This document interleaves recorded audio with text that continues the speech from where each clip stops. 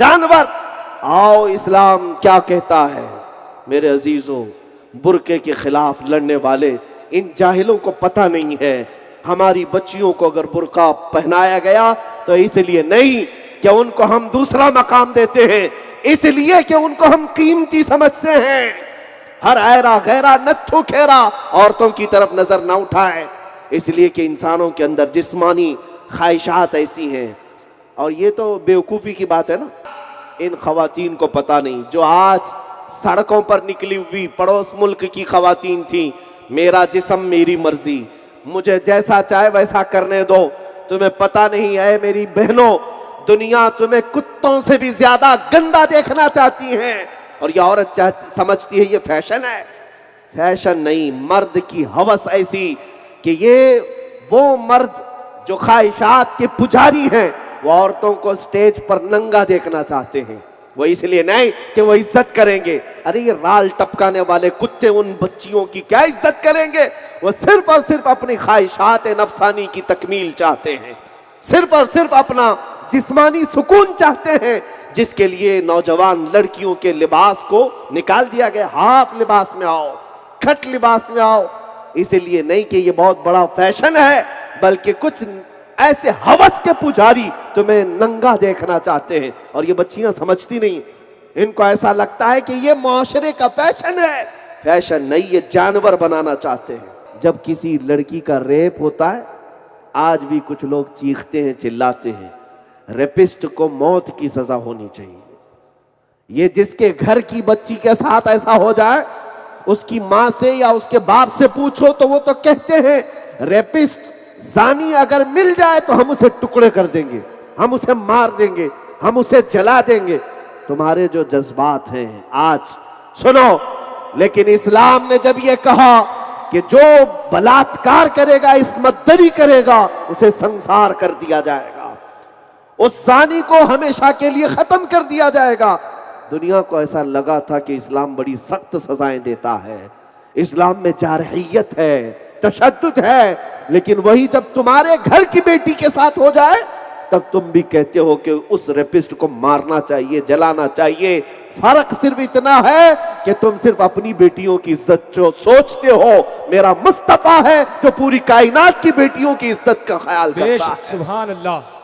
कायनात की बेटियों की इज्जत का अगर ख्याल किसी को है तो वो ताजदार मदीना की जात है। जानते हो, नबी पाक सल्लल्लाहु तआला अलैहि वसल्लम की बारगाह में एक नौजवान आया और कहने लगा मुझे जिना की इजाजत चाहिए। मैं आज आपसे खिताब कर रहा हूं, मुझे पता है हजारों का मजमा यहां पर, सरों पर टोपियां, चेहरों पर दाढ़ियां लेकर के आया है। आप में नमाजी भी हैं और हिजाजी भी हैं, गाजी भी हैं, मुजाहिद भी हैं, सब हैं, लेकिन बहुत सारा यहां पर डिपार्टमेंट का भी एक अमला मौजूद है, प्रशासन भी है, बहुत सारे लोग यहां पर हैं। मैं आज खुल करके बताना चाहता हूं, आप भी सुनो नबी पाक सल्लल्लाहु तआला अलैहि वसल्लम की तारीफ, मुस्तफा करीम सल्लल्लाहु तआला अलैहि वसल्लम के कैरेक्टर क्या थे, अखलाक क्या थे। और ऐसे अजीम इंसान पर जब कभी कोई उंगली उठाता है तो उसके साथ होना क्या चाहिए, आप अपने एतबार से इस चीज का फैसला करें। एक नौजवान आया और कहा मुझे जिना करने की इजाजत दी जाए, किसी औरत के साथ मैं बलात्कार करूं। नबी पाक सल्लल्लाहु अलैहि वसल्लम सहाबा के साथ बैठे हैं, सहाबा गुस्से में आ गए, कहा ये हुजूर के पास आकर ऐसी इजाजत मांगता है। मगर मेरे नबी रहमतुल लिल आलमीन, सहाबा से कहा बैठ जाओ, उसको आने दो, आने दो। तुम और हम हो तो मार करके भगा दें कि ऐसे मजमे में क्या पूछने आ गया। लेकिन वो एक बद्दू शख्स, एक देहात का रहने वाला, वो जब नबी से ऐसा सवाल किया तो मेरे आका ने करीब बुलाया, कहा जिना करने की इजाजत चाहते हो? कहा हाँ मेरी ख्वाहिश है। तब हुजूर ने फरमाया अच्छा मेरे चंद सवालात का जवाब दे दो।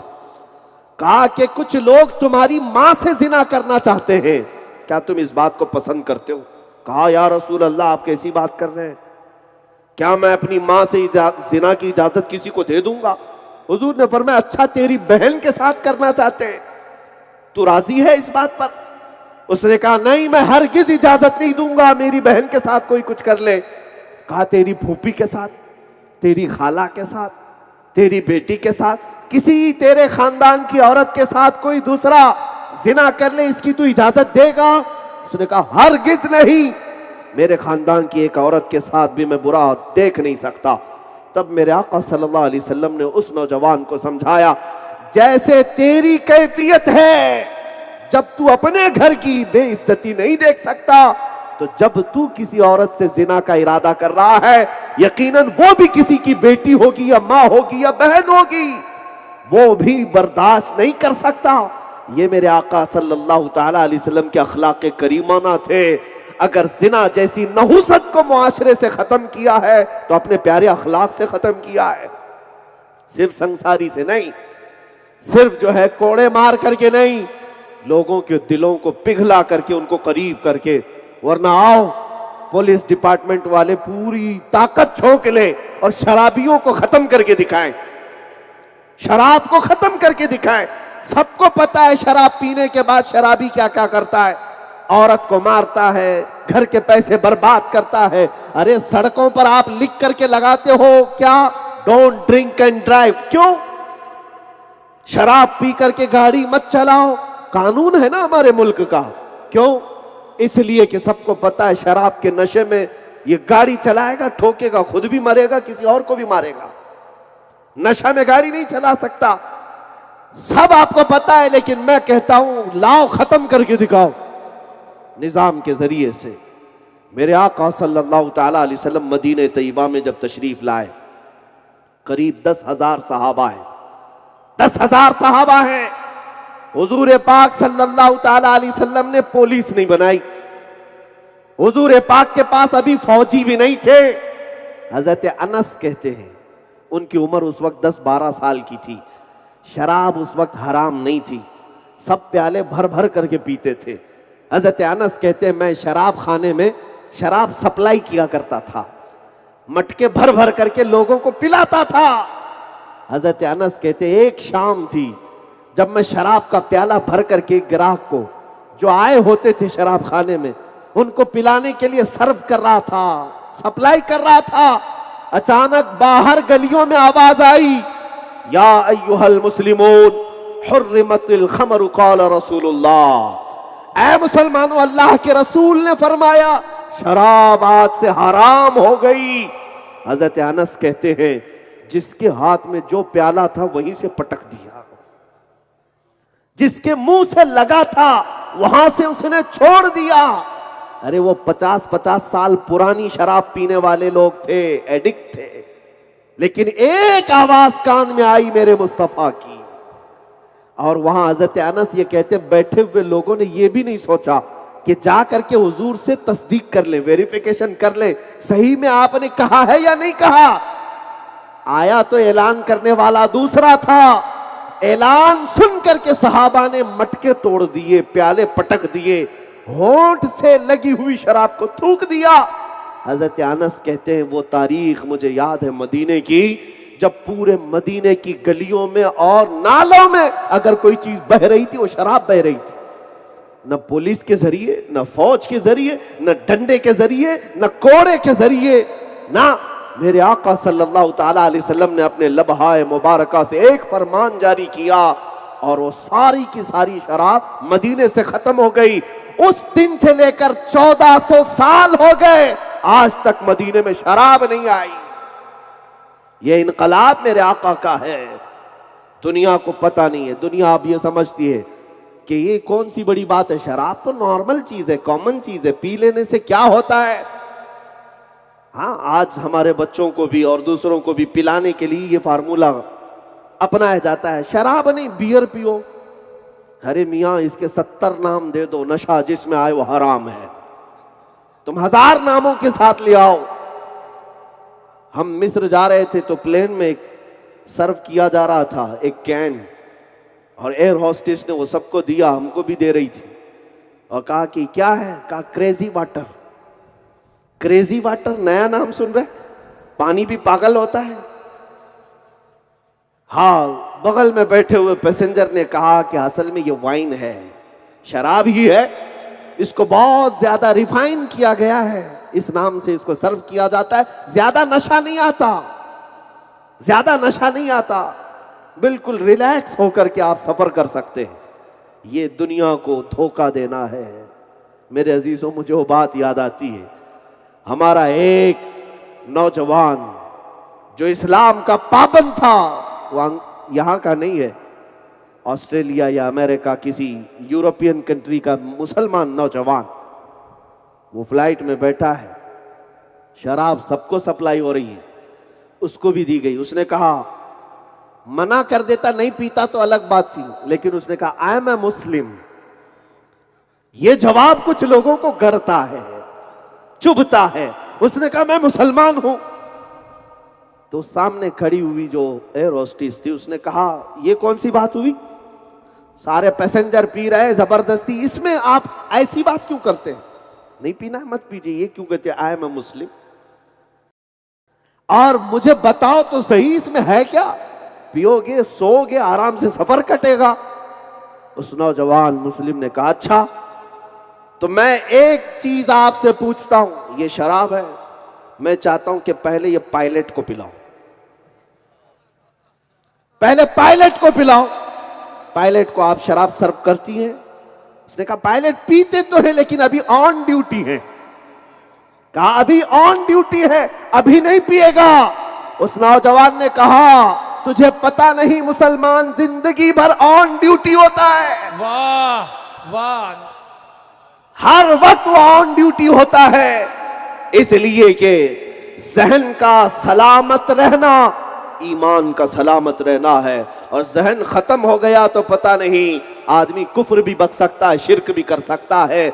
इसलिए जहन पर पर्दा पड़ने नहीं दिया जाएगा, होशो हवास बाकी रहे ताकि तुम खलत मलत ना कर सको। उन नशेड़ी लोगों को हमने देखा है जो कभी माँ को बीवी कह दें, कभी बीवी को माँ कह दें। उन लोगों की दुनिया ही अलग है जिन्हें कुछ पता ही नहीं रिश्ते होते क्या हैं।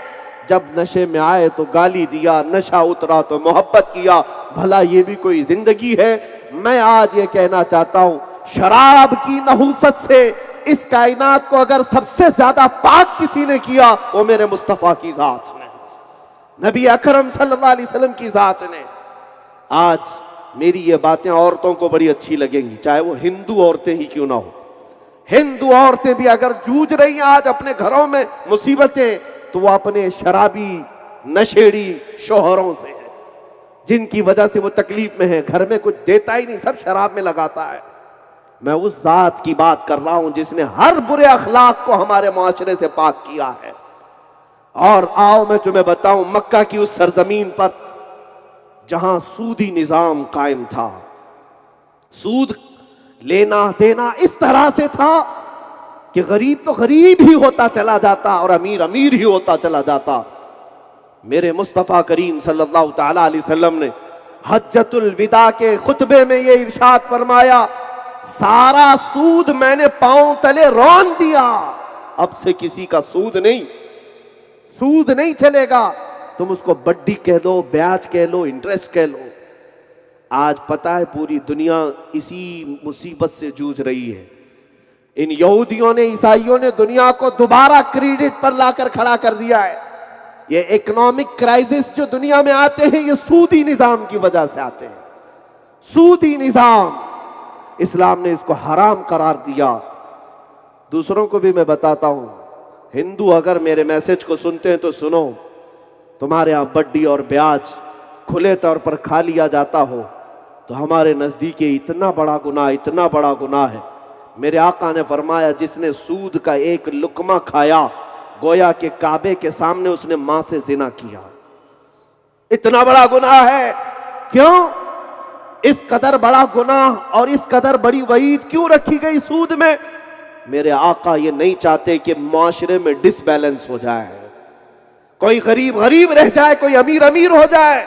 ये मेरे मुस्तफा की नजरें हैं जो सबको यकसां देखना चाहती हैं। कुल्लुकुम मिन बनी आदम व आदम मिन तुराब, तुम सब के सब आदम के बेटे हो और आदम को मिट्टी से पैदा किया गया है। ये मेरे आका सल्लल्लाहु अलैहि वसल्लम है। आज लड़कियों की इज्जत के बारे में बात आती है। इन नौजवान लड़कियों को आज पता नहीं है मेरे आका ने इनका मकाम कितना बुलंद किया। औरतों से भी मैं कहता हूं, तुम्हें पता है यूनान एक बहुत पॉश हुकूमत को कहा जाता है। रोमन एम्पायर उस जमाने की सुपर पावर ताकतें थी, लेकिन उनके जमाने में औरतों का क्या मकाम था पता है? 5-5 जंजीरें बांध करके उनको बाजार में लाया जाता था। औरतों को 2 पैरों में, 2 हाथों में, 1 गले में जंजीरें बांधकर जानवरों की तरह रखा जाता था। औरत का मकाम नहीं था। और सती की रस्म तो यहां हिंदुस्तान में थी कि अगर किसी औरत का शौहर मर जाए तो सती का रिवाज यहां था कि औरत को भी जला दिया जाता था। औरत को जला दिया जाता। उसका क्या कसूर है बेवा औरत का? लेकिन चंद दिनों के बाद ये सती की रस्म खत्म हुई। फिर क्या किया जाने लगा? इन बेवा औरतों को जंगल में छोड़ा जाने लगा कि ये मुआशरे में रहेंगी तो अब शगुन है, अब शगुन है, ये रहेगी तो बरकत खत्म हो जाएगी। इन औरतों को जो आज लिबरल औरतें टीवी मीडिया पर बैठ करके चीखती हैं कि इस्लाम ने औरतों को पाबंद बना दिया, घर की 4 दीवारी के अंदर बुरके में कैद किया, तुम्हें पता नहीं मेरे मुस्तफा ने लड़कियों को कहां से कहां पहुंचाया। जब जिंदा दफन की जा रही थी तब मेरे आका ने फरमाया, ऐ लोगों दफन मत करो, एक बेटी को भी अगर परवरिश करके शादी करके दे दिए तो जन्नत मुझसे ले लेना, मैं तुम्हारे जन्नत में ले जाने की जमानत देता हूं। जन्नत की बशारत दी एक बेटी की परवरिश पर। तुम्हें पता नहीं है। ये भौंकने वाली जाहिल औरतों से मैं कहता हूं, जरा इस्लाम को पढ़ो, मेरे आका को पढ़ो। जानते हो एक जगह मेरे आका तशरीफ ले जा रहे हैं, रात का वक्त है, सहाबा साथ में थे। एक घर पर आसमान से लेकर छत तक कोई रोशनी है, रोशनी। सहाबा देख रहे थे और सरकार से पूछा, या रसूल अल्लाह ये रोशनी कैसी, जो आसमान से इस घर पर खास, बाकी किसी घर पर नहीं। मेरे आका ने देखा घर की तरफ और मुस्कुरा कर फरमाया, जाओ देखो उस घर में या तो किसी यतीम बच्चे की परवरिश हो रही होगी या तो आज ही उस घर में बेटी पैदा हुई होगी। सहाबा कहते हम जा करके उस घर को मालूम करते हैं। जो रात के वक्त जिस घर के छत पर रोशनी आ रही थी आसमान से, दरवाजा खटखटा करके लोगों से पूछा, क्या है तुम्हारे घर में? घर वालों ने कहा, आज हमारे घर में बच्ची की विलादत हुई, बेटी पैदा हुई। बेटी के पैदा होने पर मेरे आका सल्लल्लाहु ताला अलैहि वसल्लम ने जन्नत की बशारत दी। इन खवातीन को पता नहीं जो आज सड़कों पर निकली हुई पड़ोस मुल्क की खवातीन थी, मेरा जिस्म मेरी मर्जी, मुझे जैसा चाहे वैसा करने दो। तुम्हें पता नहीं है मेरी बहनों, दुनिया तुम्हें कुत्तों से भी ज्यादा गंदा देखना चाहती है। और ये औरत समझती है ये फैशन है। फैशन नहीं, मर्द की हवस ऐसी कि ये वो मर्द जो ख्वाहिशात के पुजारी हैं, वो औरतों को स्टेज पर नंगा देखना चाहते हैं। वो इसलिए नहीं कि वो इज्जत करेंगे। अरे ये राल टपकाने वाले कुत्ते उन बच्चियों की क्या इज्जत करेंगे? वो सिर्फ और सिर्फ अपनी ख्वाहिशात नफसानी की तकमील चाहते हैं, सिर्फ और सिर्फ अपना जिस्मानी सुकून चाहते हैं, जिसके लिए नौजवान लड़कियों के लिबास को निकाल दिया गया। हाफ लिबास में आओ, खट लिबास में आओ। इसलिए नहीं कि ये बहुत बड़ा फैशन है, बल्कि कुछ ऐसे हवस के पुजारी तुम्हें नंगा देखना चाहते हैं। और ये बच्चियां समझती नहीं, इनको ऐसा लगता है कि ये मुआशरे का फैशन है। फैशन नहीं, ये जानवर बनाना चाहते हैं, जानवर। आओ इस्लाम क्या कहता है मेरे अजीजों, बुरके के खिलाफ लड़ने वाले इन जाहिलों को पता नहीं है। हमारी बच्चियों को अगर बुरका पहनाया गया तो इसलिए नहीं कि उनको हम दूसरा मकाम देते हैं, इसलिए कि उनको हम कीमती समझते हैं। हर ऐरा गैरा नत्थु खेरा औरतों की तरफ नजर ना उठाए, इसलिए कि इंसानों के अंदर जिस्मानी ख्वाहिशात ऐसी हैं। और ये तो बेवकूफ़ी की बात है ना, बेवकूफ़ी की बात है। ये कहते हैं कि तुम अपनी निगाहें नीची रखते क्यों नहीं? अगर हम औरतें हाफ लिबास में आती हैं, कट लिबास में आती हैं, तुम ऐसी नजरों से तुम्हारी नजरों की कथा है, उलमा को कोसती हैं या जो भी इनको बोलने आए उसी को उल्टा हमला करती हैं। ये कैसी बेवकूफ़ी की बात है? तुम पेट्रोल और आग करीब में रखती हो और कहती हो आग को दूर जलना चाहिए, आग को दूर जलना चाहिए। ऐसा नहीं होता मेरे अजीजों। आपको पता है कुरान पाक मुकद्दस किताब है, उसको गिलाफ लगाते हैं कि नहीं लगाते? गिलाफ लगाते हैं। खाने काबा मुकद्दस मकान है, खाने काबा पर गिलाफ लगाया जाता है। क्यों? काबे को ठंडी लगती है, काबे को गर्मी लगती है जो काला कपड़ा ओढ़ाया जाता है, या मजार पे चादर डाली जाती? क्यों?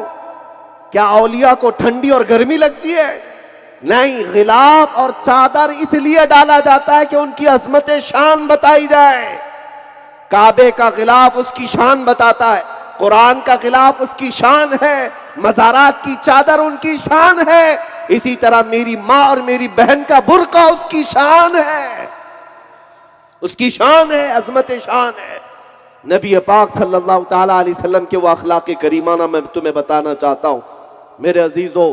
कायनात के सबसे आला अखलाक पर अगर कोई दुनिया में आया वो मेरे मुस्तफ़ा की जात है। जॉर्ज बर्नार्ड शॉ की बात मैंने किया।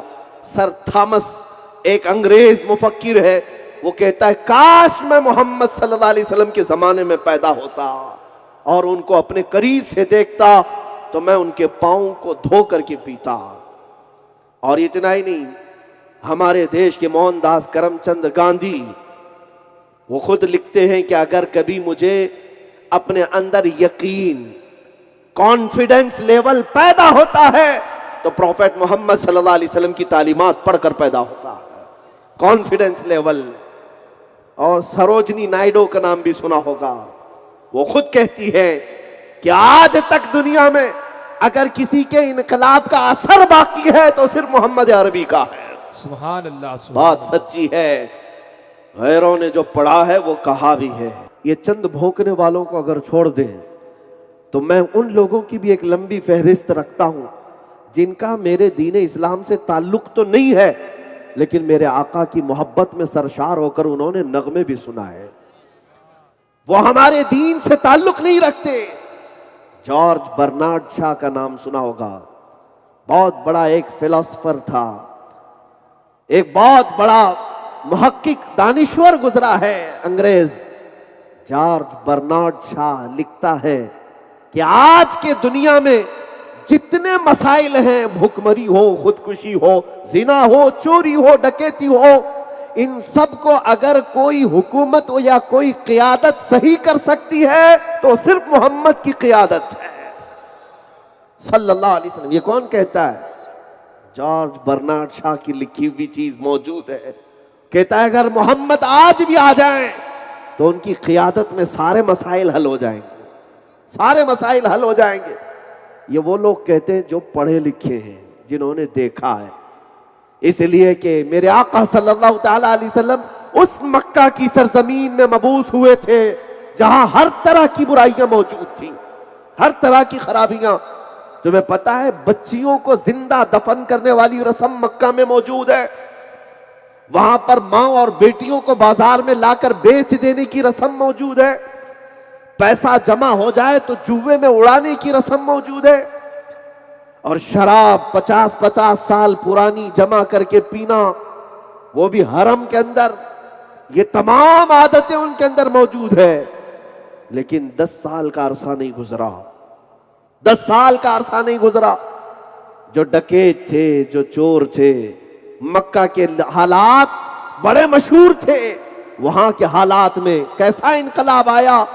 एक अरब ने आदमी का बोलबाला कर दिया, खाक के जर्रों को हमदोशे सुरैया कर दिया। खुद न थे जो राह पर औरों के हादी बन गए, क्या नजर थी जिसने मुर्दों को मसीहा कर दिया। मेरे आका सल्लल्लाहु ताला अलैहि वसल्लम की वो नजर इनायत थी। और गैरों ने ये पढ़ा है, तभी तो कहते हैं कि आज भी अगर सारे मसाइल हल हो सकते हैं वो निजाम मुस्तफा से हल होंगे, मेरे आका की क़ियादत से हल होंगे। इन कुत्तों को खबर ही नहीं है। बहुत सारे दुनिया में इनकलाब आए लेकिन चले गए, खत्म हो गए, तारीख के हिस्से के साथ साथ वो भी चले गए। यूनान पूरी दुनिया में अपने कल्चर से मशहूर था, आज याद है किसी को? मिस्र का कल्चर मशहूर था, खत्म हो गया। रोमन एम्पायर का कल्चर मशहूर था, खत्म हो गया। रशिया में इनकलाब आया, मार्क्स का, लेनिन का और कम्युनिज्म का, सोशलिज्म का। दुनिया में कई इनकलाब आए। डेमोक्रेसी पहले नहीं थी, डेमोक्रेटिक इनकलाब आया। लेकिन बहुत सारे इनकलाब, ये जो रेवोल्यूशन आए 100 साल, 200 साल, 150 साल, 250 साल, उसके बाद तारीख के हिस्से में खत्म हो गए। लेकिन एक रेवोल्यूशन मदीने से उठा, मेरे आका सल्लल्लाहु अलैहि वसल्लम का लाया हुआ इनकलाब। ये जमाने की आंधियों के साथ खत्म नहीं हुआ, बल्कि आज हालत यह है कि उनके मानने वाले कभी कम नहीं हुए। जितनी आंधियां चलाई जाएं ये बढ़ते ही जाते हैं। इस्लाम की फितरत में कुदरत ने वो लचक दी है, जितना ही दबाओगे उतना ही वो उभरेगा। ये मेरे आका का इनकलाब है जो आज भी मौजूद है, आज भी मौजूद। मैं आज जो मैसेज दे रहा हूं उन लोगों को जो मेरी तकरीर सुनते हैं, वो आप में से नहीं, मैं मेरे आका सल्लल्लाहु अलैहि वसल्लम की तालीमात बता रहा हूं। जानते हैं उनके अखलाक करीमाना ये थे कि आपने फरमाया था कि रास्ते से तकलीफ की चीज हटा देना भी सदका है। वो कांटा बर्दाश्त नहीं करते, वो रास्ते में पत्थर बर्दाश्त नहीं करते, बल्कि मदीना तैयबा में उस वक्त अरबों का हाल था, तलवार लेकर चलते थे। हुजूर सल्लल्लाहु अलैहि वसल्लम के सामने एक साहब तलवार लटकाए अपने कंधे पर आ रहे थे, तलवार की नोक सामने थी। मेरे आका ने फरमाया तलवार की नोक पीछे कर लो, इसलिए कि मैं नहीं चाहता अमन के हालात में तलवार की नोक किसी की तरफ हो। ये मेरे आका की तालीमात थी, फरामीन है। वो तलवार की नोक भी अमन के हालात में दूसरों के सामने देखना पसंद नहीं करते। तुमने तो सिर्फ जिहाद को पढ़ा है ना, तुमने सिर्फ मेरे आका की जंगों को देखा है, लेकिन जो जंग हुई हैं, जिहाद हुए हैं, उसकी अपनी अलग तारीख है। और जिहाद का लफ्ज बोलने से मैं कभी न कतराता हूं न डरता हूं। अल्हम्दुलिल्लाह, मैं बरसरे ऐलान ये कहूंगा, मेरे आका सल्लल्लाहु अलैहि वसल्लम का जो पवित्र जिहाद है, मुकद्दस जिहाद है, उसको बदनाम करने की कोशिश मत करो दज्जाली मीडिया। तुम्हें पता नहीं है मेरे आका सल्लल्लाहु ताला अलैहि वसल्लम का ये जो जिहाद है, दुनिया की सारी जंगें एक तरफ, मेरे आका का जिहाद एक तरफ। तुम्हें पता नहीं वर्ल्ड की जो सबसे बड़ी जंगें हुई, आपको पता है ना, world war first, world war second, जंगे अजीम, 2 जंगें हुई हैं दुनिया में बहुत बड़ी। वर्ल्ड वॉर फर्स्ट जो 1920 तक चली, खत्म हुई, उसमें 3 करोड़ लोग मारे गए। कितने? 3 करोड़। और वर्ल्ड वॉर सेकंड जो हुई, दूसरी जंग अजीम, जिसमें बर्तानिया, इंग्लैंड, फ्रांस, जर्मन, इटली और तुर्की, फिर रशिया, ये सब के सब मुलविस रहे। दूसरी जंग अजीम में 5 करोड़ के करीब लोग मारे गए, बेघर हुए, जख्मी हुए। 3 करोड़, 5 करोड़। और दुनिया की आज भी जो जंगें हो रही हैं, लाओ, रशिया जो आज यूक्रेन पर हमला करके कितनों की जानें ले रहा है, तुम्हें नजर नहीं आता? मीडिया पर बैठ करके दलाली करने वाले तुम्हें नजर नहीं आता? अमेरिका अपने बम गिराकर इराकियों को कितना मार चुका, तुम्हें तादाद मालूम है? आज मुल्क शाम में 8 लाख बच्चे खत्म हो चुके। यमन के 50,000 से ज्यादा घर तबाह हो चुके। इराक में मैंने खुद अपनी आंखों से देखा, बहुत बड़ा ग्राउंड जिस पे पहले बच्चे फुटबॉल खेलते थे, आज जाकर देखो तो कब्रों से भरा है, कब्रों से भर गया है। ये जुल्म की नई नई दास्तानें तुम लिखते हो और आओ मेरे मुस्तफा के जिहाद पे बात करते हो। मेरे आका 17 जंगों में शरीक रहे, 17 जंगों में 10 साल के अंदर, 10 साल के अंदर 17 जंगें हुई। तुम्हारी एक जंग में 3 करोड़, दूसरी जंग में 5 करोड़, और आज भी चल रहे लाखों की तादाद में। तारीख क्यों नहीं पढ़ते? मेरे आका 17 जंगों में शरीक हुए और कुल 17 जंगों में दुश्मनों की तरफ से जो लोग मारे गए वो कुल 248 लोग थे। सिर्फ 250 की तादाद में पूरे 17 जंगों में लोग मारे गए, और फिर भी ये चीख रहे हैं जिहाद जिहाद जिहाद। दुनिया की ये सारी चीजें तुम्हें नजर नहीं आती? कितनों की जानें यहां पर ये दबंग लोग ले चुके। आज जिसके पास ताकत है उसे कोई दहशतगर्द नहीं कहेगा। अमेरिका जो चाहे कर ले, रशिया जो चाहे कर ले, इन भीगी बिल्लियों की जुबान से कभी नहीं निकलता कि रशिया आतंकी हमले कर रहा है, रशिया यूक्रेन को दबा रहा है। कोई नहीं कहेगा ये मीडिया पर बैठा हुआ, इसको वार कहेंगे, आपसी जंग कहेंगे। और कहीं किसी मुसलमान का नाम आ जाए, चाकू भी नजर आई, तो आतंकवाद है, दहशतगर्द है। ये दुगली पॉलिसी, ये डबल रोल, ये मुनाफिकत का चेहरा, जिसकी वजह से तुमने आज जहर भर रखा है, पूरे हिंदुस्तान में जहर भरा हुआ है। मेरे अजीजों, मैं हिंदुओं से भी कहूंगा कि जब कभी कोई बात सुनो तो पहले उसकी तहकीक करो। व्हाट्सएप यूनिवर्सिटी पर ईमान मत लाओ। ये जो व्हाट्सएप से गश्त करती हैं खबरें, जिस चीज को घुमाया जाता है यहां पता ही नहीं चलता। मैंने बहुत दिन पहले ही सुना था, ये व्हाट्सएप में फैलाने वालों का हाल ऐसी ही है कि एक बादशाह के घर में उसकी जो मलिका थी वो बड़ी खुश थी। वो मलिका से क्या हुआ था, उस मलिका की जो खादिमा थी, उस खादिमा ने आकर के कहा, बहुत खुश थी। मलिका ने पूछा क्या हुआ, कहा हमारे चुन्नू को मुन्ना पैदा हुआ, हमारे चुन्नू को मुन्ना पैदा हुआ। इतनी मलिका भी खुश हो गई। बादशाह आया, पूछा क्या हुआ, कहा हमारी जो धोमन है ना खादिमा, उसके घर में चुन्नू को मुन्ना पैदा हुआ। बादशाह बड़ा खुश, कहा कि मिठाइयां लाओ, मेरी बेगम खुश है तो मैं भी खुश। मिठाइयां बांटी गई, वजीर भी एक दूसरे से कह रहे अरे खुशी का दिन है आज, साहब मिठाइयां बट गई।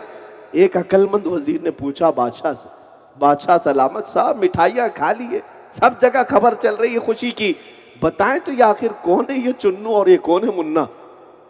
बादशाह ने कहा ये तो मैंने भी नहीं पूछा। कहा पूछता हूं, बेगम से जाकर पूछा कि ये कौन है। बेगम कहती मैंने भी नहीं पूछा।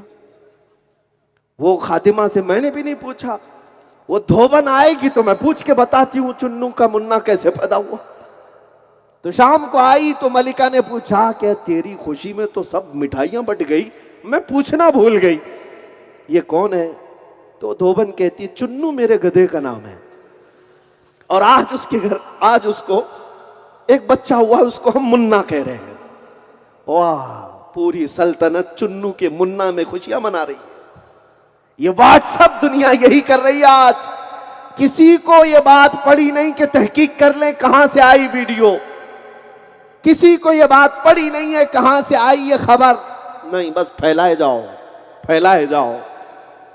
इस दुनिया में मेरे अजीजों, आप ये आतंकी मीडिया से भी बचो, दज्जाली मीडिया से भी बचो। ये जो जहर फैलाने वाले व्हाट्सएप, सोशल मीडिया, फेसबुक, इससे भी बचो। क्योंकि कुरान का हुक्म है जब कोई फासिक तुम्हारे पास खबर लाए तो उसकी तहकीक करो, उसकी तहकीक करो, वरना बाद में शर्मिंदगी उठानी पड़ेगी। यह बात मैं इसलिए अर्ज कर रहा हूं कि नबी पाक सल्लल्लाहु ताला अलैहि वसल्लम के उन अच्छे अखलाक को छुपा दिया, और इस दज्जाली मीडिया ने सिर्फ और सिर्फ दुनिया को यह बावर कराने की कोशिश की कि सिर्फ जंगें ही होती हैं इस्लाम में, सिर्फ जंगें। हाँ, इन्हें पता नहीं है। मैं इसीलिए आपको देख रहा था कि आप एक नारे में जो हाथ उठा रहे हैं, लब्बैक या रसूल अल्लाह में हाथ लहरा रहे हैं। मेरे अजीजों, मैं एक जुमला उनसे भी कहूँगा, या आशिकाने मुस्तफ़ा के अपने नबी के लिए हाथ उठ सकते हैं तो जालिमों की कलाई तोड़ने के लिए भी उठ सकते हैं। अगर नारे के लिए उठ सकते हैं तो किसी जालिम का पंजा पकड़ने के लिए भी उठ सकते हैं। यह और बात है कि आज तुम्हारे सब्र का और हमारे सब्र का इम्तिहान लिया जा रहा है, और हमारे ईमान का इम्तिहान लिया जा रहा है। हम इस मुल्क के वफादार शहरी हैं, हम इस मुल्क की सरजमीन को खून खराबे में नहीं देखना चाहते। यहां फसाद होगा, कत्लो गारत होगी, तो इसमें हमारा भी घर जलेगा, पड़ोस का भी घर जलेगा। जंगों में कभी अमन नहीं होता, फसाद होने पर कभी सुकून नहीं होता, लेकिन कुछ आतंकी ऐसे हैं जो पूरे मुल्क को आग में झोंक देना चाहते हैं। मैं प्रशासन से भी बार बार कहता हूं, मैं बार बार डिपार्टमेंट से भी कहता हूं, ये निहत्ते जो नौजवान प्रोटेस्ट के लिए उतरते हैं, 100-150 को पकड़ करके अंदर करने से बेहतर है उन भौंकने वाले कुत्तों को क्यों नहीं पकड़ते, जिनकी वजह से पूरा माहौल खराब होता है। ना तुम सदमे हमें देते, ना हम फरियाद यूं करते। बात तो सही है कि जब कभी कोई आवाज उठाता है तो हम बेकरार होते हैं। और बताओ इस डेमोक्रेटिक कंट्री में हमारी नाराजगी के इजहार का और तरीका क्या है? सब तो आंखें बंद करके बैठे हुए हैं, इसलिए तो ये बच्चे सड़कों पर आते हैं। प्रशासन और पुलिस डिपार्टमेंट अगर वक्त पर अपना काम कर ले जाए, जितने भी नफरत फैलाने वाले चिंटू हैं इन्हें पकड़ लिया जाए, और जितने भी मीडिया में भोंकते हैं, एक बात मैं आपको कहता हूं, ये गुस्ताखी करने वाले ये सेकंड दर्जे के हैं, ये शराबी हैं। और ये जो मीडिया के डेस्क हैं, जितने चैनल हैं, ये शराब के अड्डे हैं। शराबी को मार देना ये हल नहीं। शराब के अड्डे जब तक चलते रहेंगे, दूसरे शराबी आते रहेंगे, पीते रहेंगे। ये जो न्यूज चैनल्स में डिबेट और मुर्गे लड़ाने वाले मामलात हो रहे हैं, यहां से माहौल में तनाव पैदा होता है, माहौल में खराबियां यहीं से आ रही हैं। आपको पता है, चंद सालों पहले अफ्रीका का एक मुल्क जिसका नाम सुना होगा आपने, रेडियो रवांडा। रेडियो उस जमाने की नशर व इशाअत की सबसे बड़ी वो तहरीक थी। एक कबीले वाले दूसरे कबीले वालों के नफरत में रवांडा में ऐसे मुनहमिक हो गए थे। तुत्सी नाम का एक कबीला था, उनके खिलाफ इस रेडियो वाले ने इतना भड़काया, इतना भड़काया, इतना भड़काया कि जो मेजॉरिटी वाले लोग थे, जो बहुसंख्यक जिनको कहा जाता है, अल्पसंख्यकों को इतना मारा उन्होंने। सिर्फ और सिर्फ 1 साल या 2 साल के अंदर 8 लाख तुत्सियों को मार दिया, 8 लाख लोगों को मारा। ये यूएनए की खबर आज भी है, अक़वाम मुत्तहिदा, यूनाइटेड नेशन ने भी इसकी खबर ली है कि ये अगर तुत्सियों का 8 लाख लोगों का मर्डर हुआ है, इनको जेनोसाइड किया गया, नस्लकुशी की गई, तो कौन इसमें सबसे ज्यादा हरकत किया था? मुजरिमों को पकड़ा जाए, यूएनए की खबर है, सबसे ज्यादा बड़ा मुजरिम वो रेडियो था, जो नफरत फैलाता था, हेट्रेट फैलाता था। आज भी अगर मेरे देश को नुकसान पहुंचेगा तो इन दज्जाली मीडिया से, जो हेट्रेट फैला रहे हैं। आप नहीं देखते इनकी मेज पर सिवाय इस्लाम के किसी बात का डिस्कशन ही नहीं है आजकल। मस्जिद मंदिर करते रहो। पूरे हिंदुस्तान में बुर्का ही बुर्का है, अजान ही अजान है, कहीं और कुछ दिखता नहीं है। पहले तो ऐसा होता था कि चोरी की खबरें भी आ जाती थी, किसी गाड़ी के एक्सीडेंट की खबरें भी आ जाती थी, किसी के खुदकुशी की भी खबरें आती थी। अब तो ये खबरें ही नहीं आती। अब पूरे हिंदुस्तान में न चोरी होती है, न कहीं गाड़ी पलटती है, न कोई भूखा मरता है, कुछ नहीं। पूरे हिंदुस्तान में सिर्फ अजान होती है, सिर्फ अजान होती है। इनको सिर्फ और सिर्फ वही नजर आता है, वही सुनाई देता है। मेरे अजीजों, मैंने यहां पर जो मैसेज दिया है वो आपको सतर्क रहने के लिए, अलर्ट रहने के लिए, बेकाबू होकर, जोश में आकर अपने आप को कभी भी ऐसी हिलाकत में ना डालें, सड़कों पर उतरकर, मैदानों में उतरकर। इसलिए कि अब एक थ्योरी ये भी जमा हो रही है कि जब तुम 10,000 की तादाद में आओगे तो 50-100 आतंकी गुंडे भी उसके अंदर आएंगे और वो तुम्हारे इस एहतजाज को, प्रोटेस्ट को वायलेंस में बदल देंगे। तुम सोचे भी नहीं होंगे, कुछ लोग किराए के भाड़े के लोग आते हैं, तुम्हारे एहतजाज को वो वायलेंस में, कर्फ्यू में बदल कर जाएंगे। ये हालात आज हिंदुस्तान भर में जगह जगह हो रहे हैं, जगह जगह हो रहे हैं। इसलिए आज सतर्क रहो, अलर्ट रहो। तुम्हारी जान इतनी हल्की भी नहीं कि उतर करके तुम किसी ऐरे गैरे के हाथ में दे दोगे। ये जान है तो मेरे मुस्तफा के लिए है। मरेंगे इंशाअल्लाह, हुजूर के नाम पर मरेंगे। हाँ, हमारा आखिरी खात्मा होगा तो हुजूर के कदमों पर होगा, इस बात से मैं नहीं डरता और ना ही डराता हूं। लेकिन इतनी बात मैं तुम सबसे कहना चाहता हूं, मुल्क के हालात को और देश के दूसरे वासियों को तुम्हारे जरिए से अमन में नुकसान ना पहुंचे। हाँ, उन लोगों को क्या खबर जिन्होंने देश को बसाया ही नहीं, जिनको पता ही नहीं देश की आजादी में कितना खून बहा। तुम्हें पता है हमारे पुरखों, हमारे आबा व अजदाद के 30,000 उलमाए किराम की लाशें कश्मीर से लेकर दिल्ली तक हर दरख्त पर लटकती थी। और एक दो दिन का ये इनकलाब नहीं था। 1857 से 1947 तक 90 साल के संघर्ष के बाद इस देश को आजादी मिली। लाखों लोग खून बहा चुके हैं यहां पर, और जिन संघियों का, जिन आतंकियों का इसमें कोई हिस्सा ही नहीं, उन्हें क्या इस बात की कीमत मालूम। जो घर बनाया होता है उसे अपने घर की फिक्र होती है, और जिसको मुफ्त में मिला है वो इसी तरह फिर से फसाद मचाना चाहता है।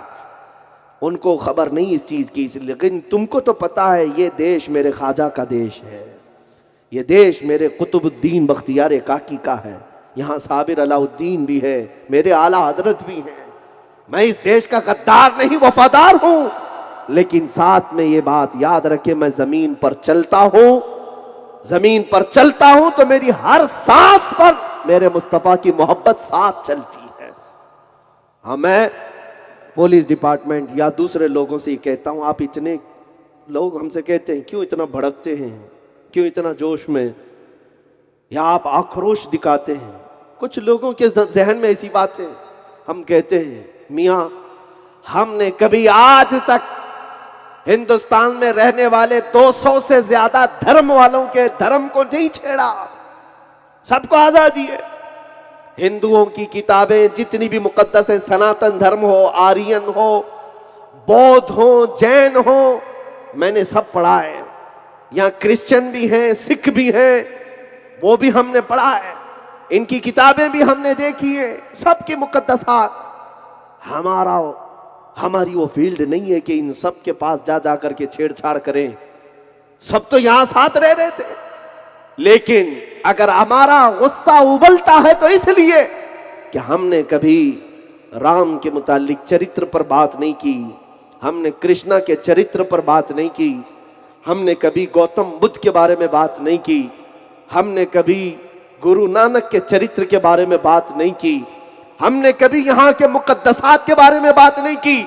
तो तुम कौन से कुत्ते हो जो मेरे मोहम्मद अरबी पर भौंकते हो? तुम्हें क्या हक बनता है मेरे दीन पर उंगली उठाने का? जब हम किसी दीन और धर्म पर बात नहीं करते, तुम अपने दीन में जैसे रहना हो रहो, हमें क्या फर्क पड़ता है। मगर इतनी बात कान खोल करके सुन लो, तुम हिंदू रहो, तुम क्रिश्चियन रहो, तुम यहूदी रहो, तुम ज्यूज हो, तुम सिख हो, बौद्ध हो, जैन हो, आर्यन हो, सनातनी हो, मुझे इससे गरज नहीं। लेकिन इतनी बात कहूंगा, जिस धर्म में भी रहना है मेरे नबी से छेड़छाड़ मत करो। नबी ये करम की जात पर अगर उंगली उठाओगे तो फिर हम जवाब भी देंगे। इसलिए कि अगर तुमने ये समझ रखा है कि ये कौम सिर्फ बिल्डोजर से डर जाएगी, अगर ये कौम सिर्फ लाठी डंडों से डर जाएगी, तो चंगेज भी करके देख चुका है, हलाकू भी करके देख चुका है, यजीद भी करके देख चुका है, लाखों बच्चों को हमारे कत्ल करके भी देख चुका है। बगदाद, गर्नाता, मिस्र, ट्यूनिस, लीबिया, मराकश, सारे शहरों को उजाड़ करके जालिमों ने देख लिया है। उस वक्त जब इस्लाम नहीं मिटा था तो इस नशेड़ी हुकूमत से भी मेरे दीन का कुछ नहीं होगा। नारे तकबीर, नारे रिसालत, नारे रिसालत, पत्ती पत्ती फूल फूल। तुम्हारे डराने से और धमकाने से कुछ नहीं होगा। मेरा कुरान इस बात का शाहिद है। हाँ, मैं अगर इस बात पर कुछ सख्त लहजा इस्तेमाल करता हूं तो ये मेरा हक है। दुनिया अपने बाप के खिलाफ नहीं सुनना चाहती, तुम अपनी मां के खिलाफ नहीं सुनना चाहते। कान खोल करके सुन लो, हमारे लिए मां बाद में, बाप बाद में, पहले मेरा मुस्तफा है। हमारे लिए मेरे मुस्तफा की जात जान से बढ़ करके है। अगर तुम्हें गाली देने का शौक ही है तो दो मुझे गाली दो। अगर तुम्हें कोसने का शौक है तो मेरे माँ बाप हैं, कोस सकते हो। गालियां देना है तो मेरे खानदान को। लेकिन इतनी बात है, हो सकता है मैं समझौता कर लूं, मैं माफ कर दूं और खामोश बैठूं, अखलाक का मुजाहरा कर सकता हूं। लेकिन मेरे नबी की शान में गालियों के बाद खामोश बैठना यह अखलाक नहीं, ये बुज़दिली है, बेगैरती है, बल्कि हुजूर के अखलाक पर कोई उंगली उठाए जवाब देना ही ऐने अखलाक है। बेशक बेशक बेशक। यही ईमान है, ये हमने सीखा है। और मैं यहां पर ये बात अर्ज करूं, मेरा दीन कल भी ना रुका था, आज भी नहीं रुकेगा और सुबह क़यामत तक नहीं रुकना है। हाँ, हम किसी को छेड़ नहीं रहे, साफ ये बात कर रहा हूं। मैंने ये यकीन दहानी भी कराई है कि मुझे किसी कौम को छेड़ना नहीं है, किसी भी धर्म वाले को जबरदस्ती ठेस पहुंचाना नहीं है। लेकिन अगर मुझ पर बीती हुई आफत को मैं बयान करूंगा तो ये मेरा कानूनी अधिकार है, ये मेरा कानूनी हक है। आज अगर मेरी जुबान तेज है तो सिर्फ इसलिए कि तुमने हमारे बच्चों को भी मारा, तुमने हमारे घर लूट लिए, तुमने बिल्डोजर से सबको गिरा दिया। हम तो देख रहे हैं, कश्मीर जल रहा था, बर्मा जल रहा है, त्रिपुरा जल रहा है, आसाम में क्या से क्या ना हुआ, सब तो देख ही रहे थे। कहां हमने आवाज उठाई? लेकिन हर चीज पर खामोशी नहीं रखी जा सकती, हर चीज पर चुप्पी नहीं रखी जा सकती। जब तुम जान के साथ छेड़छाड़ करोगे, वो जान है मेरे मुस्तफ़ा की जात, तो फिर बोलना होगा। इसलिए कि अब भी ना बोले तो हमसे ज्यादा बेगैरत कोई नहीं होगा, हमसे ज्यादा एहसान फरामोश कोई नहीं होगा। मेरे नबी के एहसानात मुझ पर इतने हैं जितने मेरे जिस्म में बाल भी नहीं, तुम्हें पता है। और आज मैं यहां अलल ऐलान कह करके जाता हूं कि ये हमारा मुकाबला उन गुस्ताखों से है, पूरी कौम से नहीं, उन पाखंडियों से है जो मेरे नबी की शान में भोंकते हैं। और इस पादाश में, इसके अंजाम में अगर तुम ये सोचते हो कि हमें फांसी पर चढ़ा दिया जाए, हमारे जिस्म के टुकड़े काट दिए जाएं, तो भी सुन लो, डरा उसे जिसे जीने का शौक हो। हम तो रोज रात ये सोच करके सोते हैं, मलकुल मौत आए, रूह निकाले, मेरे आका से मुलाकात तो हो जाए। सुभान अल्लाह। हाँ, इस बात का खौफ नहीं रखता, अल्हम्दुलिल्लाह। हाँ, एक बात मैं खुलकर कहूंगा, हमारे जिस्म की हड्डियों से गोश्त तो उतर सकता है, मगर हमारे कल्ब से मोहब्बत नबी और उनका नाम कभी नहीं खत्म हो सकता, कभी नहीं खत्म होगा। नबी पाक सल्लल्लाहु ताला अलैहि वसल्लम से जो ताल्लुक है हमारा, मैंने तो हुजूर के अखलाक इसलिए बताया कि दूसरे भी सुने, दूसरे लोग भी सुने कि वो कायनात में सबसे बड़ा इनकलाब लाने वाली जात थी। शराब को खत्म किया, जिना को खत्म किया, चोरी को खत्म किया, बलात्कार को खत्म किया, सूद को खत्म किया, क्या क्या नहीं बुराइयों को मिटाया मेरे आका ने। उस अजीम जात को तुम छेड़ते हो आज, जिसने माओं का रुतबा बताया, जिसने बूढ़ों के साथ इज्जत के साथ पेश आने का हुक्म दिया, जिसने बच्चों पर शफकत के साथ पेश आने का हुक्म दिया, उस जात को छेड़ते हो। जिसने तहारत, नजाफत, पाकीज़गी का हमें दर्स दिया, पेशाब के छींटे से बचने का हुक्म दिया, जिस रसूल ने इतना पाक किया है हमें, उस रसूल के साथ तुम छेड़छाड़ करते हो। आज दूसरे तो दूसरे, वो जानवरों की आवाज पर बेकरार होने वाले रसूल, लकड़ी के रोने पर बेकरार होने वाले रसूल, उस रसूल को गालियां दी जाएंगी तो हम बेकाबू होते हैं। हमें दर्द होता है, हमें तकलीफ होती है इस बात की कि उस नबी पाक को जब हम याद करते हैं, और रात भर मुसल्ला बिछाकर हम निकम्मों के लिए रोया करते, हम गुनहगारों के लिए रोया करते, मेरे बाद आने वाली उम्मत को मौला तू माफ करते। हम गुनहगारों के लिए जो रसूल रोया करते, कब्र में जाकर रोए, मेराज में मेरे रब की बारगाह में हमारी बख्शिश का सवाल करते रहे, उस रसूल पर अगर तुम भोंकोगे तो हम छोड़ेंगे। मेरे अजीजों, आज मेरा मैसेज यही है, जो जान मांगो तो जान देते हैं, जो माल मांगो तो माल दे दे, मगर ये हमसे कभी ना होगा, नबी का जाहो जलाल देते। और उन जालिमों को भी मैं पैगाम दूंगा, ये ख्याल और ये सपना देखना तुम भी छोड़ दो, ये सपना देखना तुम भी छोड़ दो कि इस्लाम का विनाश कर देंगे, इस्लाम बहुत जल्दी ख़त्म कर देंगे। तुम अपने जिस्म से खुजली नहीं मिटा सकते हैं, मेरे दीन को मिटाने की बात करते हो। अभी हम अनकरीब देखेंगे इंशाअल्लाह कौन बाकी रहता है, किसका चर्चा रहता है। तुम नबी पाक की शान में भोंकते रहे, इन कीड़ों का हाल तो इतना ही है, बरसात में आते हैं और चले जाते हैं। हर ज़माने में कोई कीड़ा आता है और चला जाता है, लेकिन इस धरती पर अगर कुछ बाकी रहता है तो वो यही है, रहेगा यूं ही उनका चर्चा रहेगा। सुभान अल्लाह, सुभान रहेगा यूं ही उनका चर्चा रहेगा, पड़े खाक हो जाएं जल जाने वाले। या रसूल अल्लाह, मिट गए मिटते हैं मिट जाएंगे आदा तेरे, न मिटा है न मिटेगा कभी चर्चा तेरा। हमने उनको भी देखा है जो मेरे नबी पाक की शान में किताब लिख करके लाए हैं और गुस्ताखियां कर करके यहाँ तक पहुँचे कि नाम बदलना पड़ा, धर्म बदलना पड़ा। अब तो हालात ऐसे हो गए कि घर भी छूट गया, बीवी बच्चे भी छूट गए, धर्म भी छूट गया, नाम भी छूट गया, और जिनके पल्लू में जाकर छुपने वाले थे वो संगी भी छूट गए। पैसों का मामला था और कुछ भी नहीं था।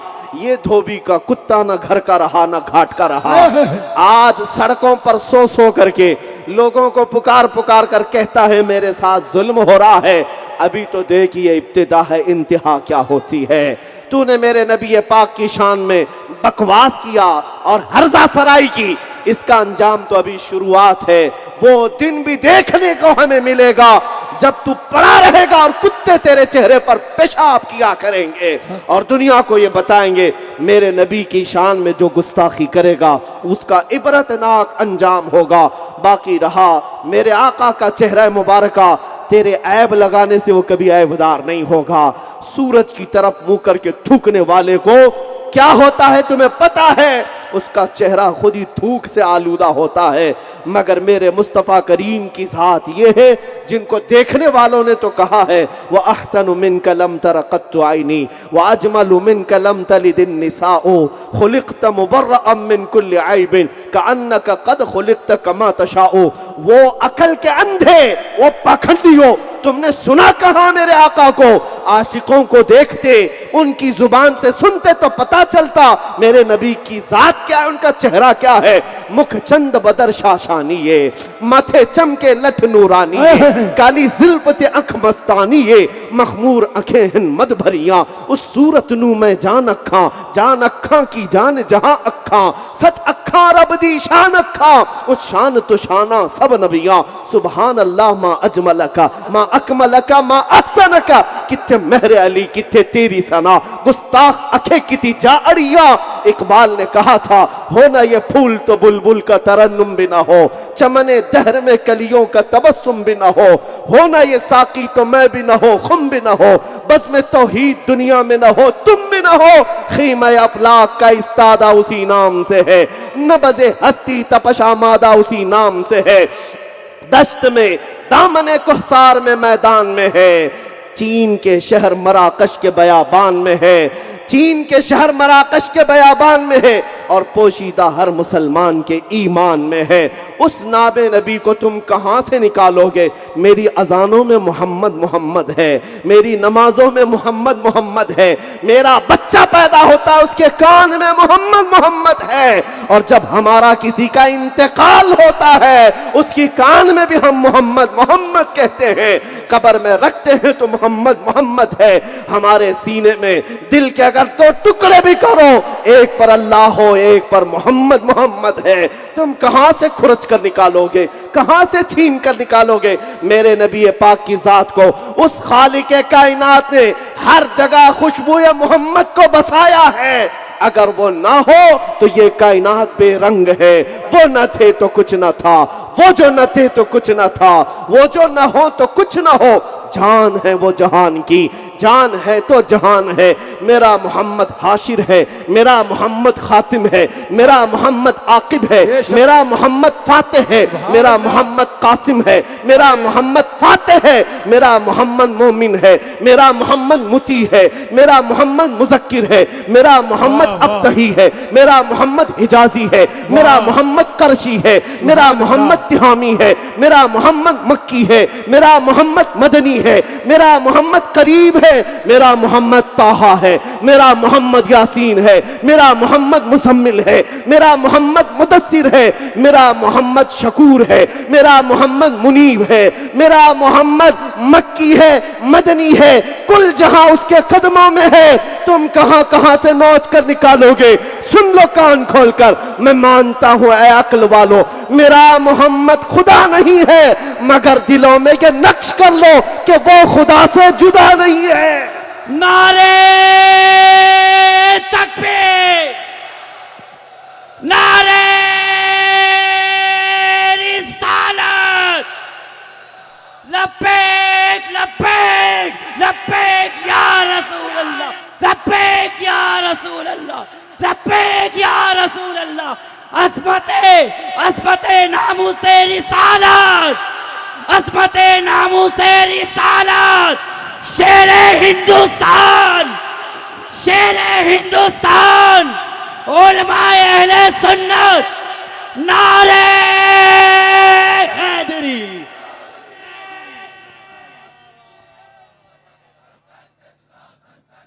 बस मेरे अजीज हो, मैं अपने इख्तिताम पर हूँ। जलसे का इख्तिताम करीब है।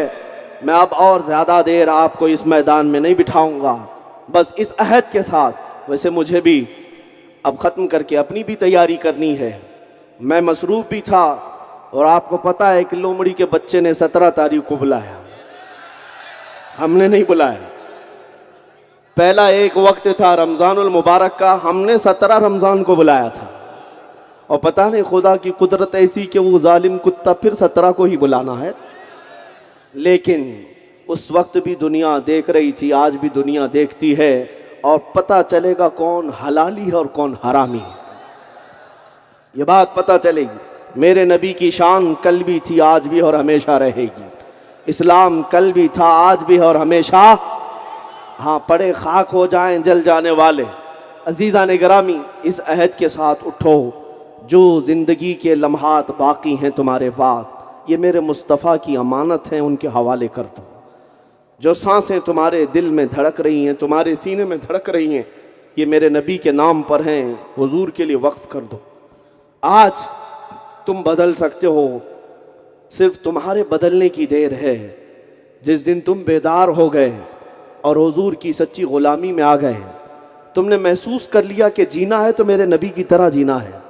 मुझे हुजूर के अखलाक पसंद हैं, दुनिया के मक्कारों के अखलाक नहीं। दुनिया जिसको फैशन कहती है, मैं उस चीज़ को नहीं मानता। कायनात का सबसे हसीन चेहरा आमिना के लाल का है, मुझे पता है, आपको भी पता है। तो सबसे हसीन और सबसे बुलंद अखलाक वाले के पीछे चलना अक्लमंदी है, या जहन्नम की तरफ बुलाने वाले मुजरा करने वालों की तरफ चलना अक्लमंदी है। लिहाजा ऐ मेरे अजीज बच्चों, नौजवानों, तुम्हारा आज इम्तिहान है। तुम अपने इम्तिहान में खरे उतरो, अपने नबी के वफादार बनो, अपने नबी पाक के सच्चे अखलाक को अपना लो। झूठ, दगा, गीबत, फसाद, कत्ल, गारत, शराब, जुआ, नशा, औरतों की तरफ गलत निगाही, जिना, बलात्कार, इन तमाम चीज़ों को अपने मुआशरे से ऐसे ख़त्म करो, ऐसे ख़त्म करो जैसे कैंसर के फोड़े को ख़त्म किया जाता है, जैसे आग को दूर किया जाता है। इस तरह से अपने मुआशरे से इन बुराइयों को ख़त्म करो। और फिर दुनिया आज तुम्हारी तरफ देख रही है। ये भौंकने वाले मीडिया वालों को 1000 भौंकने दो, लेकिन तुम अपने अखलाक से साबित करके बताओ, सच्चे अखलाक किसी के हैं तो वो मोहम्मद के ग़ुलामों के सल्लल्लाहु अलैहि वसल्लम। मेरे आका सल्लल्लाहु अलैहि वसल्लम के अखलाक सबसे आला हैं। वो तुम्हारे अमल से मालूम होना चाहिए, सिर्फ और सिर्फ तुम्हारे जोश से नहीं, तुम्हारे अमल से। और तुम आज के दिन यहाँ से अहद करके उठोगे। गंदे गाने और फिल्मी दुनिया ने तुम्हें बर्बाद कर रखा है। इंटरनेट की दुनिया ने तुम्हारी आंखों को बेहया कर रखा है। तुम रात की तन्हाइयों में अपने इंटरनेट और मोबाइल के जरिए से अपने अखलाक को कत्ल किए जा रहे हो। गंदी तस्वीरें, गंदी फिल्मों में तुम अपना ईमान बर्बाद किए जा रहे हो। ऐ नौजवानों, ये दुनिया हमेशा की नहीं है। अनकरीब मलकुल मौत तुम्हारे पीछे है। रूह कब्ज करेंगे और ले जाएंगे तुम्हें उसी कब्रिस्तान में जहां तुम्हारे आका से तुम्हारी मुलाकात होनी है। लिहाजा आला हज़रत का ये पैगाम सुन करके जाओ। आज ले उनकी पनाह, आज मदद मांग उनसे, आज ले उनकी पनाह, आज मदद मांग उनसे। कल न मानेंगे क़यामत में अगर मान गया। यह अखलाक की बात हुई। और फिर मेरे आका ने फरमाया, ला ततमन्नौ लिक़ा अदुविकुम, जंग की तमन्ना मत करना दुश्मनों के साथ। जंग की तमन्ना मत करो, तुम पहल मत करो किसी के साथ जंग करने, भिड़ने, कत्ल गारत करने। लेकिन मेरे आका सल्लल्लाहु अलैहि वसल्लम ने फरमाया जंग की तमन्ना मत करो, लेकिन तुम्हारे सर पर कोई मुसल्लत हो जाए तो फिर साबित कदम हो जाओ, फिर मजबूती के साथ खड़े हो जाओ। इसलिए कि दुनिया शायद ये समझती है कि सिर्फ और सिर्फ उनके ही यहाँ मर्द हैं, उनके ही यहाँ जवान हैं। उन्होंने कभी उन माओं को नहीं देखा जो खालिद बिन वलीद पैदा करती हैं, उन माओं को नहीं देखा जो सलाहुद्दीन पैदा करती हैं। हाँ, इंशाअल्लाह अज़ीज़, आप में अगर इनकलाब आएगा तो इसी मुआशरे से सानी सलाहुद्दीन उठेगा, इसी मुआशरे से खालिद बिन वलीद का परतव और उनका गुलाम कोई आशिक उठेगा इंशाअल्लाह। बस बदलने की देर है। और दुनिया अगर जुल्म बहुत ज्यादा हो जाए तब भी अंजाम करीब होता है। ये जितना कुछ हो रहा है ये अपने इख्तिताम को पहुंचेगा, ज्यादा नहीं होगा। अल्लाह करीम फरमाता है वमल्लाहु बिगाफिलिन अम्मा यअमलु ज़ालिमून, अल्लाह जालिमों के कामों से बेखबर नहीं। इन्नमा युअख्खिरुहुम, थोड़ा सा उनको ढील दे रहा है, लियौमिन तशख़सु फ़ीहिल अब्सार, उस दिन तक के लिए ढील देता है जब सबकी आंखें देखेंगी कि अल्लाह क्या करेगा, अल्लाह क्या करेगा। जालिम अगर ये समझता है कि सब सही चल रहा है तो अनकरीब वो किस औंधे मुंह गिरेगा वो आप भी देखेंगे इंशाअल्लाह। सब तख्त उलट जाएंगे, सब ताज उछाले जाएंगे और देखेंगे हम इंशाअल्लाह। मेरे अजीजों, बस तुम्हारी जिम्मेदारी ये है कि तुम बुज़दिल मत बनो, कायर मत बनो, बेईमान मत बनो, सौदेबाजी मत करो, इधर उधर की जासूसी मत करो, अय्याशी में मत पड़े रहो। जीना हो इस धरती पर तो सीना तान करके मेरे मुस्तफ़ा की गुलामी में जियो। अगर अल्लाह ताला ने मेरी किस्मत में मौत नहीं लिखा, पूरी कायनात मिलकर के मेरा बाल भी नहीं निकाल सकती। और अगर मेरी किस्मत में आजमाइश लिखा है तो मैं चूंटी और मच्छर से भी मर सकता हूं, चूंटी और मच्छर से भी मर सकता हूं। लिहाजा इस अज़्म के साथ खौफ ना रख रजा जरा, तू तो है अब्दे मुस्तफ़ा, तेरे लिए अमान है, तेरे लिए अमान है। उस कौम को क्या डरना जिसके निगहबान मुहम्मदुर रसूलुल्लाह है।